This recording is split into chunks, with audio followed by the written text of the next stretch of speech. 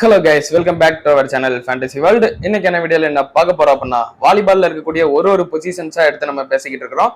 அந்த வகையில இன்னைக்கு ஃபைனலா லாஸ்ட் ஒரே ஒரு பொசிஷன் தான் இருக்குது மீதி நமக்கு. பிளாக்கர் வாலிபால் கோர்ட்டுக்குள்ள இந்த பிளாக்கர்ஸ்னா யாரு, அவங்களோட ரோல் என்ன மாதிரி இருக்கும் அப்படின்றத தான் இந்த ஒரு வீடியோல நம்ம ஓவராலா பார்க்க போறோம். இதுக்கு முன்னாடி வீடியோல நம்ம லிப்ரோ, செட்டர், அட்டாக்கர்னு சொல்லி இப்படி எல்லா ரோலையுமே பத்தி டீடைல்டா பார்த்திருக்கோம். அதை பார்க்காதவங்க மறக்காம செக் பண்ணிட்டு வந்துருங்க. இப்போ ஃபைனலா நம்ம பிளாக்கர் கிட்ட வந்துட்டோம். இந்த 4 ரோல் மட்டும் தான் ரொம்ப ரொம்ப முக்கியம். இதை மட்டும் தெரிஞ்சுக்கிட்டு நீங்க ஹைக்யூ எனிமி பார்க்க ஸ்டார்ட் பண்ணீங்கன்னா நீங்க அதுல ஒரு மாஸ்டராவே ஆயிடலாம். இது போக உங்களுக்கு ஏதாவது வேற வாலிபால் சம்பந்தமா டவுட்ஸ் ஏதாவது இருந்தாலும் மறக்காம கமெண்ட் பண்ணுங்க. அதுக்கும் நம்ம ஒரு வீடியோவை மேக் பண்ணி போடலாம். அப்படி இல்லைன்னா நான் கமெண்ட்ஸ்லயே உங்களுக்கு ரிப்ளை பண்றேன். சரி, ஓவரா பேசி டைம் வேஸ்ட் பண்ணாம இப்ப இந்த வீடியோவை ஸ்டார்ட் பண்ணிடலாம்.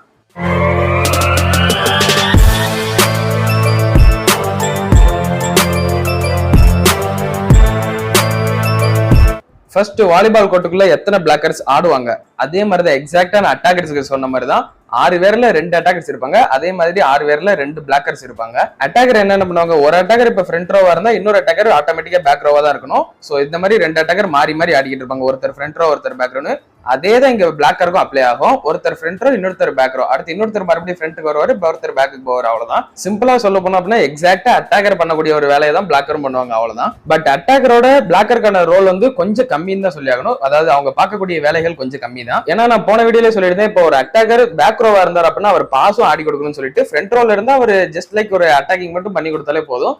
பட் ஒரு அட்டாக்கர் பேக் ரோவா நிக்கிறப்ப அவர் பாஸுமே ஆடி தரணும். பட் பிளாக்கருக்கு அந்த ஒரு வேலை கிடையாதுங்க. ஏன்னா ஒரு பிளாக்கர் பேக் ரோ ஆடுறப்ப பிளாக்கருக்கு பதிலா லிப்ரோ அந்த இடத்துல சேஞ்ச் பண்ணிக்கிடுவாங்க. சோ அதுக்கு தான் லிப்ரோ யூஸ் பண்ணுவாங்க. நான் ஆல்ரெடி ஃபர்ஸ்ட் வீடியோல சொல்லியிருந்தேன், லிப்ரோக்கு போட்டிருந்த வீடியோலயே. அப்படின்னா யோசிச்சு பாருங்க, ஒரு பிளாக்கர் ஜஸ்ட் ஃப்ரண்ட் ரோல மட்டும் ஆடி கொடுத்தாலே போதும். அவர் பேக் ரோ போறப்ப ஆட்டோமேட்டிக்கா அங்க லிப்ரோ வந்து சேஞ்ச் ஆகிடுவான். இந்த பிளாக்கர் வந்து வெளியே இருந்து ஜஸ்ட் கொஞ்சம் என்கரேஜ் பண்ணி இந்த சப்ஸ்டியூட் பிளேயர்ஸோட நின்னுக்கிடலாம். அவ்வளவுதான். அதுக்கடுத்து மறுபடியும் அவன் ஃப்ரண்ட் ரோ வர்றப்ப உள்ள வந்துக்கிடலாம். அவ்வளவுதான். அப்படி பாக்குறப்ப பிளாக்கருக்கு ரெஸ்ட் எடுக்கிறதுக்கு கொஞ்சம் நல்லாவே டைம் கிடைக்கும். மொதல் ஒரு பிளாக்கர் ஃபர்ஸ்ட் 3 ரொட்டேஷன் நிப்பாரு. அதுக்கடுத்து 4, 5, 6 அந்த 3 ரொட்டேஷன்ல அவர் வெளியே போயிருவாரு. இன்னொரு பிளாக்கர் உள்ள வருவாரு. அந்த ரெண்டாவது வர்ற பிளாக்கர் வந்து மொதல் 3 ரொட்டேஷன்ல வெளியே தான் நின்னுக்கிட்டு இருப்பாரு. விச் மீன்ஸ் மொத்தம் 6 ரொட்டேஷன்ல 3 ரொட்டேஷன் மட்டும் பிளாக்கர் ஆடுனாலே போதும். அதுக்காகலாம் நீங்க பிளாக்கர் வேலையை சிம்பிள் நினைச்சிடாதீங்க. ரொம்ப ரொம்ப கஷ்டமான வேலை தான். அதுவும் கிட்டத்தட்ட நாக்கு தள்ளுற அளவுக்கு விளையாட விடுவாங்க. அந்த மாதிரி ஒரு வேலை தான் பிளாக்கர். ஓடிக்கிட்டே இருக்கணும் கிரவுண்டுக்குள்ள. அப்புறம் இருந்தா ரொம்பவே சூப்பரா இருக்கும் ஒரு பிளாக்கரை பாக்குறதுக்கு. எக்ஸாம்பிளுக்கு நீங்க நம்ம ஹினாட்டாவே எடுத்துக்கோங்களேன். கராசுரா டீம்ல தக்காளி அவன் ஓடுறது எவ்வளவு நிப்பாட்ட கூட முடியாது. இப்போ ஒரு அட்டாக்கருக்கு மட்டும் பால் போட்டுக்கிட்டே இருந்தா அந்த ஆப்போசிட் டீம்ல இருக்க பிளாக்கர்ஸ் கெஸ் பண்ணிடுவாங்க, இவனுக்கு தான் பால் போடுறான், நம்ம இவனை மட்டும் நின்று பிளாக் பிடிச்சாலே போதும் அப்படின்னு ஒரு மைண்ட் செட்டுக்கு வந்துருவாங்க. அப்படிலாம் நடக்கக்கூடாது. அப்படின்னா அந்த பிளாக்கரை அங்கிட்டு இங்கிட்டு ஓட விட்டுக்கிட்டே இருக்கணும். பிளாக்கரை ஃப்ரண்ட்ல ஏற சொல்லணும், இந்த கொஞ்சம் சுத்தி பின்னாடி வாடான்னு சொல்லணும், கொஞ்சம் சைட்ல அப்படி வாடான்னு சொல்லணும். இந்த மாதிரி ஆப்போசிட் பிளேயர்ஸை கன்ஃபியூஸ் பண்றதுக்காக பிளாக்கர்ஸ் ரொம்பவே ஒரு யூஸ் பண்ணுவாங்க. முக்கியமா இந்த டிகாய் அப்படின்னு சொல்லுவாங்களா, ஒரு பகடக்காய் மாதிரி யூஸ் பண்ணலாம் பிளாக்கர். அவ்வளவுதான். அதுவும் பிளாக்கரை வந்து இந்த ஷார்ட் பால் அப்படின்ற மாதிரி ஒன்று சொல்லுவாங்க. ஷார்ட் பால் மீன்ஸ் ரொம்பவே ஃபாஸ்டா யூஸ் பண்ணிக்கலாம். அதாவது ஃபாஸ்ட் அட்டாக். செட்டர் வந்து பால ரொம்பவே ஷார்ட்டா போட்டா போதும். இப்போ அட்டாக்கருக்கு அப்படின்னா பால் அங்கிட்டு தள்ளி ஹைட்டா தூக்கி வைக்கணும் செட்டர் வந்து. பட் பிளாக்கருக்கு அப்படி பண்ண வேண்டியது இல்ல. ஜஸ்ட் அந்த தலைக்கு மேல அப்படி லைட்டா தூக்குனா போதும். அந்த ஸ்பீடா வந்து பிளாக்கர் அடிப்பான். அதான் ஒரு பிளாக்கரோட வேலை. நீங்க நம்ம ஹினாட்டாவெல்லாம் பாத்தீங்கன்னு வச்சுக்கோங்களேன், அவன் அடிக்க வரானா இல்லையான்னு சொல்லி யாராலையும் கெஸ் பண்ண கூட முடியாது. பிளாக்கர் ஏறுறதுக்குள்ள அவன் அடிச்சு முடிச்சுட்டு போயிருவாங்க. அதனாலதான் ஒரு பிளாக்கரை பொறுத்த அளவுக்கு ரொம்ப ரொம்ப ஸ்பீட் இம்பார்ட்டன்ட் அப்படின்னு சொல்லுவாங்க. ஸ்பீடா மட்டும் இருந்தா அப்படின்னா ஆப்போசிட் பிளேயர்ஸால கெஸ் கூட பண்ண முடியாது. விச் மீன்ஸ் ஈஸியா பிளாக்கர் வச்சு பாயிண்ட் வாங்கலாம். இந்த மாதிரி ஷார்ட் பால் அடிக்கணும்னா அவன் என்னமா இருக்கணும், கண்டிப்பா கொஞ்சம் ஹைட்டா இருந்தா மட்டும் தான் உண்டு. அதனாலதான் பிளாக்கர் தான் ஒரு டீம்ல எப்பவுமே அதிக ஹைட்டா இருக்கணும் அப்படின்ற மாதிரி சொல்லுவாங்க. பட் நம்ம கராசுனோ டீம்ல மட்டும் கொஞ்சம் டிஃபரெண்ட். ஹினாட்டா வந்து ரொம்பவே ஷார்ட்டான ஒரு பிளேயர் தான். பட் அவன் ஜம்ப் இருக்கிறதுனால அவன் பிளாக்கர் ஆட வச்சாங்க. அவ்வளவுதான். மீதி எல்லா டீம்லயுமே பாத்தீங்க அப்படின்னா ஹைட்டா இருக்கிற ஆளை மட்டும் தான் பிளாக்கர்ஸாவே போடுவாங்க. இதை நான் அனிமில மட்டும் சொல்லல, ரியல் லைஃப்ல எல்லா வாலிபால் மேட்சஸ்லயுமே அப்படிதான். ஹைட்டா இருந்தா பிளாக்கர் கண்டிப்பா அவன் தான். சோ இதெல்லாம் தான் பிளாக்கர்ஸை யூஸ் பண்ண வேண்டிய ஒரு விதம். நல்லபடியா பிளாக்கர்ஸை யூஸ் பண்ண வேண்டியது வந்து செட்டர் கையில தான் இருக்குது. செட்ரு ஒரு பிளாக்கரை எந்த அளவுக்கு யூஸ் பண்றானோ அந்த அளவுக்கு அந்த டீம் ஸ்ட்ராங் ஆகிக்கிட்டே போகும். எக்ஸாம்பிளுக்கு நீங்க இந்த கராசுனோ டீமே எடுத்துக்கலாம். இந்த ஹினாட்டா, காகியமா இவங்க 2 பேரும் வர்றதுக்கு முன்னாடி வர கராசுனோ டீம் நேஷனல்ஸ்க்கே வந்திருக்காது.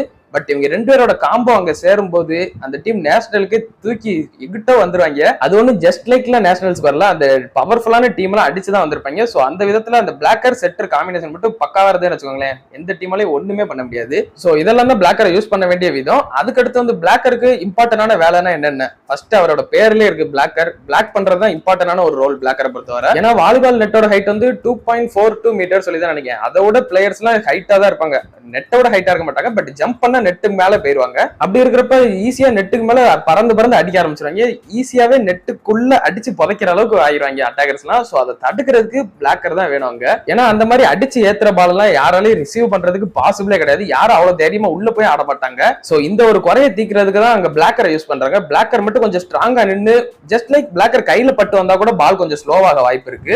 இப்போ ஒருத்தர் ரொம்ப பவர்ஃபுல்லான அட்டாக்கரா இருக்கான், அவனால பிளாக்கே பிடிக்க முடியாது அப்படின்னா கூட ஜஸ்ட் நம்ம கையில பட்டு ஏத்தி விட்டா போதும், பால் ஆட்டோமேட்டிக்கா ஸ்லோ ஆயிரும், ரிசீவ் பண்றதுக்கு கொஞ்சம் ஈஸி ஆயிடும். இப்படிதான் நம்ம கராசுனா டீம்ல நிறைய மேட்சஸ் யூஸ் பண்ணுவாங்க. ஆனா இதுல ரிஸ்க்கும் ரொம்பவே அதிகமா தான் இருக்குது. ஏன்னா நம்மளோட விரல் மட்டும் தான் மேல தெரியும் நெட்டுக்கு மேல. அந்த விரல்ல சப்போஸ் ஒரு விரல் மட்டும் பால் ஸ்ட்ராங்கா அடிச்சிருச்சு அப்படின்னா இந்த விரல் கூட இந்த வளையிற மாதிரி ஒரு சிச்சுவேஷனுக்கு போயிடும். பிளாக் பிடிக்கிறது ரொம்ப ரொம்ப ரிஸ்கான ஒரு ஒர்க் தான்.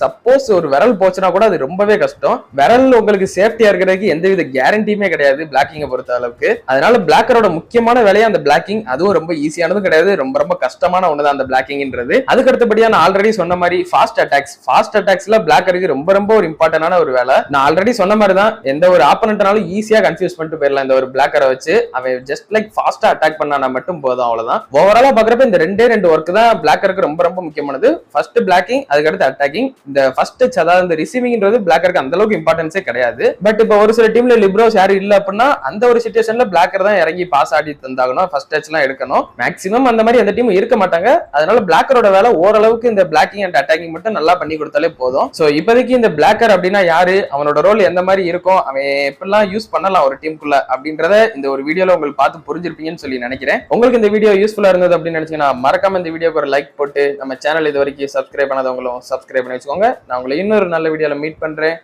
Bye guys.